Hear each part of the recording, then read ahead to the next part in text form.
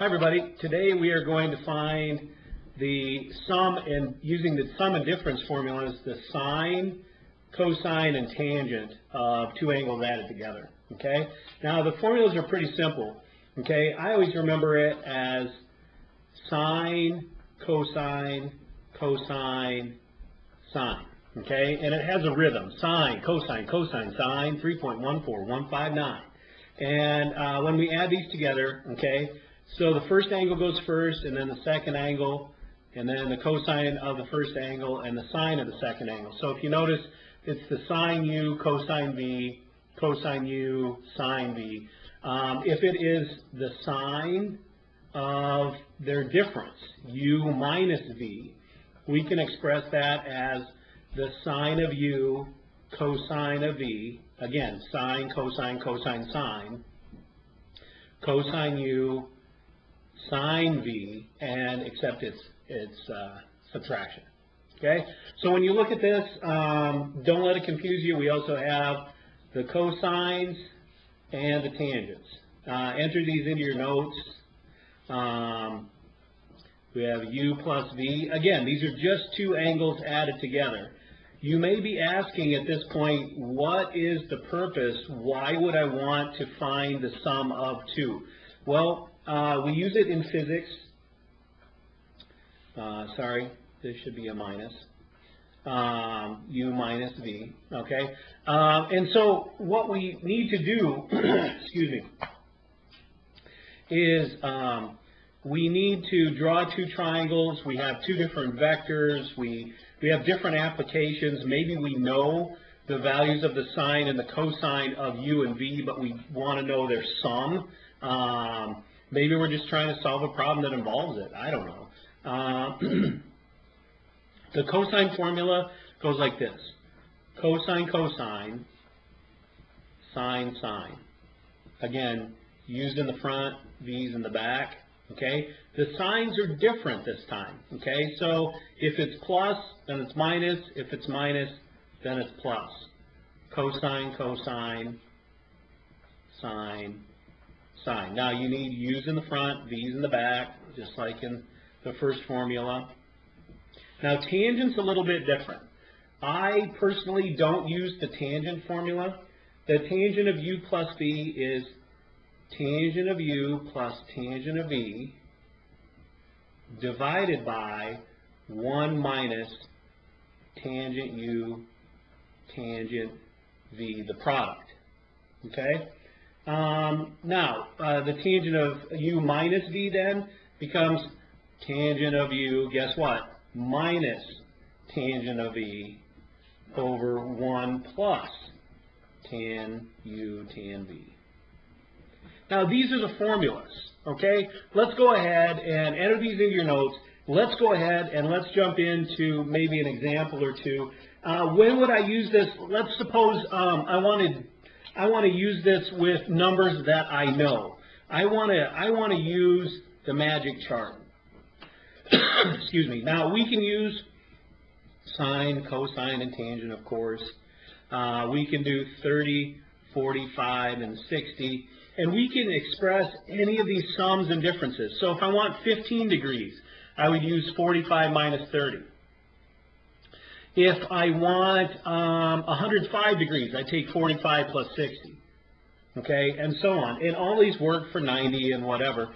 But remember, I'll let you fill these in: radical 2 over 2, radical 3 over 2, and so on. It's as easy as 1, 2, 3. Okay, so suppose I want to express, and I want to find, I don't know, let's go, let's do the cosine of 75 degrees. Okay, now off the top of my head, I do not know what the cosine of 75 degrees would be, nor do I have a calculator at my disposal. So maybe I can use one of these formulas to express this as, I don't know, let's say the cosine of 30 plus 45. Okay, so the cosine of 30 we know is radical 3 over 2, and we know that the cosine of 45 is radical 2 over 2, and so I can express this using the formula. Okay, it's the cosine of u plus v. So I'm going to go cosine, cosine, sine, sine. So cosine, cosine, sine, sine. Now the SIGN, okay, the sine, the operator in between is the opposite with cosine, okay. If it's the operator with the sine, it goes the exact same as what we had in the sum and difference, okay. Sum and difference is different. So 30s in the front, 45s in the back, 30s in the front, 45s in the back, okay. And let's substitute the values. I know that the cosine of 30, according to my little chart, is radical 3 over 2. I know that the cosine of 45 is radical 2 over 2. Now that's a product. Minus the sine of 30 is 1/2, and the sine of 45 is radical 2 over 2. Now when we do a little algebra here, a little symbolic manipulation, that gives us the square root of 6 over 4 minus the square root of 2 over 4. Now I am happy if we just write the answer as the square root of 6 minus the square root of 2 over 4. However, an equivalent form, which we'll need on WebAssign, factors this common factor out. What's the common factor?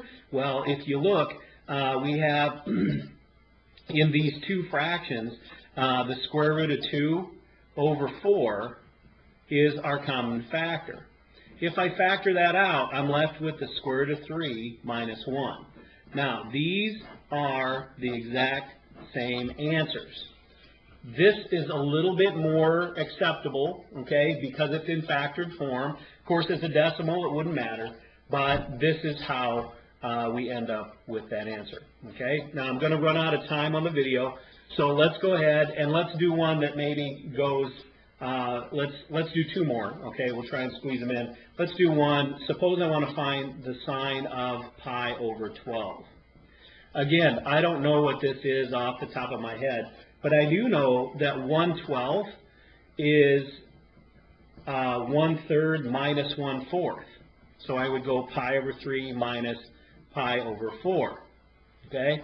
So now I can use the sine formula. So I go, hey, sine, cosine, cosine, sine. 3.14159. Pi over 3 is in the front, pi over 4 is in the back. Pi over 3 is in the front, pi over 4 is in the back. Okay? Now, the sine of pi over 3, if you remember, is the square root of 3 over 2, magic chart. Cosine of pi over 4, square root of 2 over 2. Minus the cosine of pi over 3 is 1/2. The sine of pi over 4 is the square root of 2 over 2. Now, these are products, and then we subtract. So this gives us, again, square root of 6 over 4 minus the square root of 2 over 4. You can write it as 1, or you can take that common factor out, and you're left with the square root of 3 minus 1. Okay? Either of those answers are acceptable to me, but again, if we're looking at an online WebAssign sort of assignment or assessment, then we need to probably put it in factored form. Okay? I would give this full credit, though. All right? Let's see if we can squeeze in one more. Let's go the other way. Suppose I want to find the exact value of, let's go with, how about sine 42 cosine 12 minus cosine 42 sine 12. Well, what do you see? I see sine, cosine, cosine, sine. I know that that is the sine formula of u minus v. Well, u is always, excuse me, the first angle, so that gives us the sine of 42. The second angle is v, so u minus v is 42 minus 12, which, guess what, is 30. So I'm really just looking for the sine of 30, which is 1/2. So my answer is 1/2. Okay? All right. That let's go ahead and let's leave that for the A assignment, and we'll come back with a B section video here in a little bit.